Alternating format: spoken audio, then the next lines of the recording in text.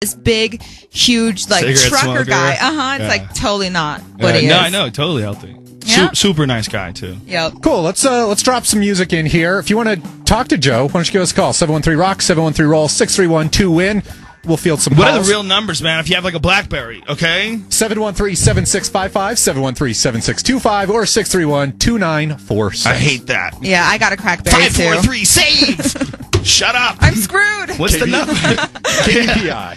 Chevelle in the red. It's the Joe Rogan Show today. Hi. Hell yeah. This is the one guy, when you come into town, we're like, just give Joe the show. Oh, well, thank you. Just take over.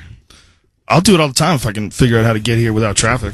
You know what? Scoop and I were talking about that before you got here. We were like, we need Joe in on a regular. I would definitely do that. It's fun. Really? Sure, I love it. I know KBPI family would absolutely love that for sure. All right. Sweet. Let's field some more phone calls. You got a question for Joe? Hello. Yep, that's you. Oh, hey, yeah, nobody told me that I was kicking on. Who are you, fella? I'm Phil. Hey, Phil. How's it going, Joe? What's going on?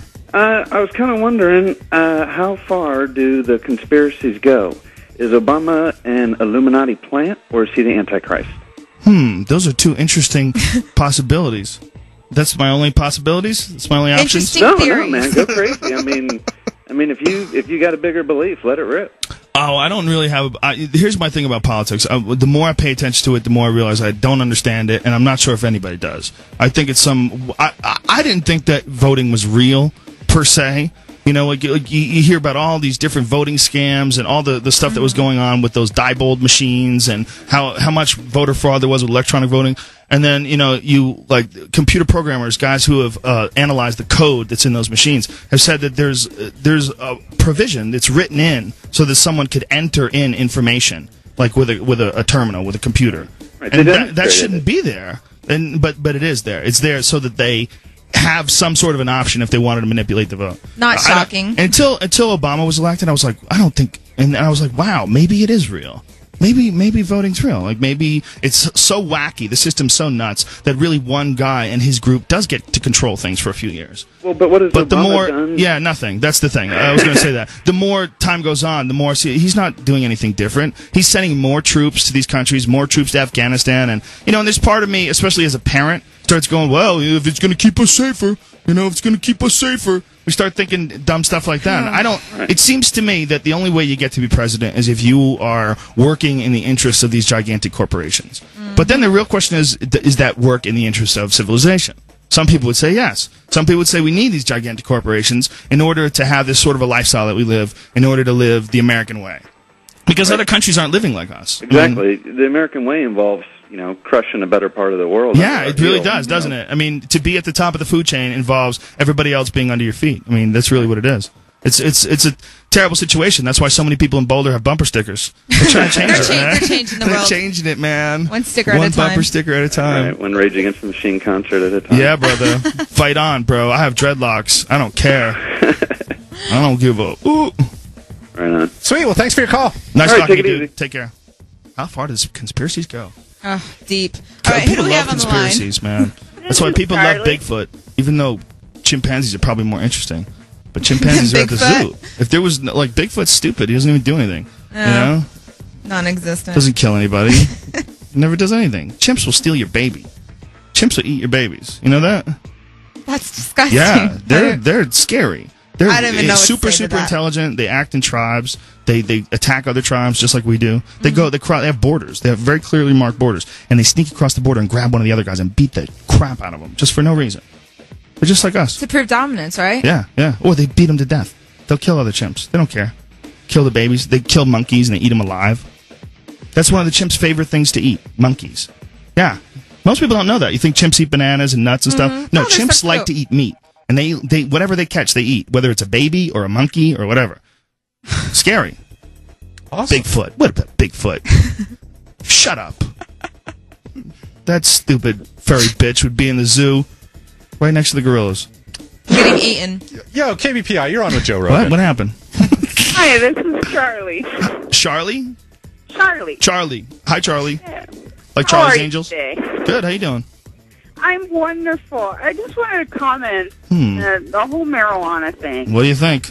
You know, I've been pro legalize it for a long time because there's all the deaths that have happened with marijuana have been because it's laced with something. What deaths are you talking I've about? never heard of any deaths attributed to marijuana. Are you high right now? No. Oh, okay. No. Just wondering. No. Do you get high anymore? Do you still get high? No, actually, I... Do you or don't you? Huh? Do you get high? I used to. Why'd you stop? I had a friend kill himself with laced dope with PCP in it. Really? Yeah. And if you ever it think was that maybe you're legalized, hanging around with losers? Well, if it was legalized, they'd be able to monitor what goes into it. Yes, it would. But people would still buy it from their No. friends. They would still. I mean, I took ecstasy once, and I just got it from my friend.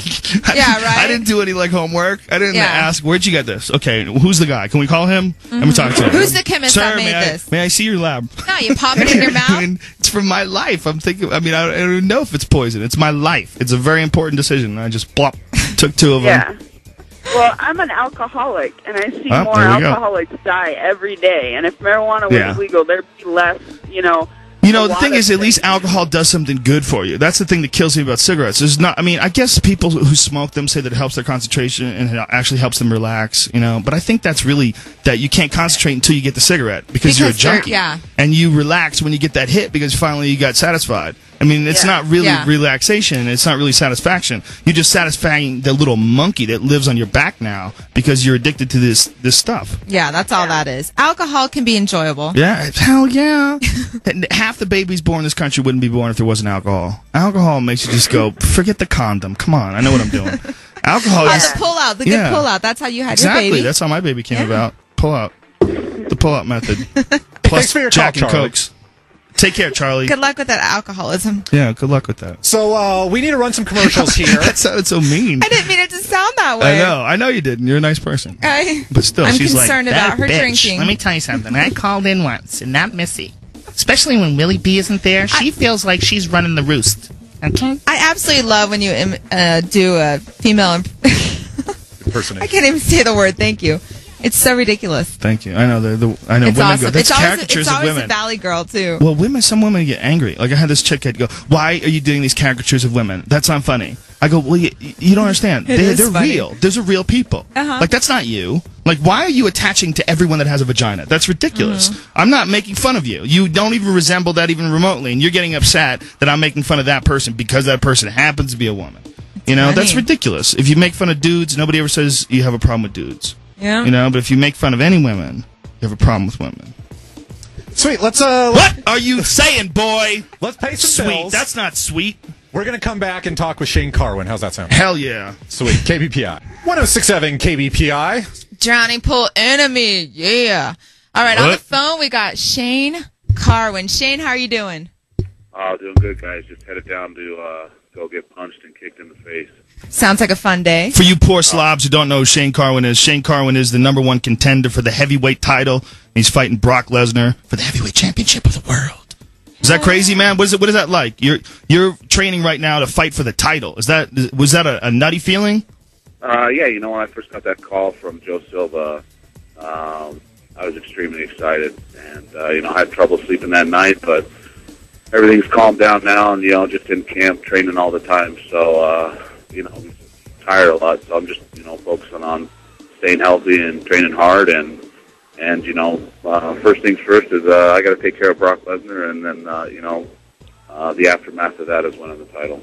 That is the craziest thing to say on the planet. I'm getting ready to fight Brock Lesnar. I'm training. So scared. What's even more crazy is to say I'm fighting Shane Carwin. Ooh, good way to put it. For those who don't know, Shane Carwin is the first time Brock Lesnar has ever faced anyone that has the same attributes that he has. A giant wrestler, very fast, explosive guy. But what Shane has that very, very few guys have is this one-touch, go-to-sleep power. He knocks dudes out with, weird angle shots. That shot that you hit Gonzaga with, that only traveled, a foot and a half. Yeah, that's that 1-inch Bruce Lee power shot we worked on in practice. Man, that was stunning to a lot of people. That proved to a lot of people that you belong there too, because you took some big shots in that fight and then knocked him out seconds later. That was a crazy fight. Oh yeah, that was a great fight for me to be able to go through some adversity like that and be able to come back and get on my feet and knock Gabe out. I think it says a lot about who I am as a fighter. Oh, for sure. Did you feel like that after it was over? Like, this is good for me?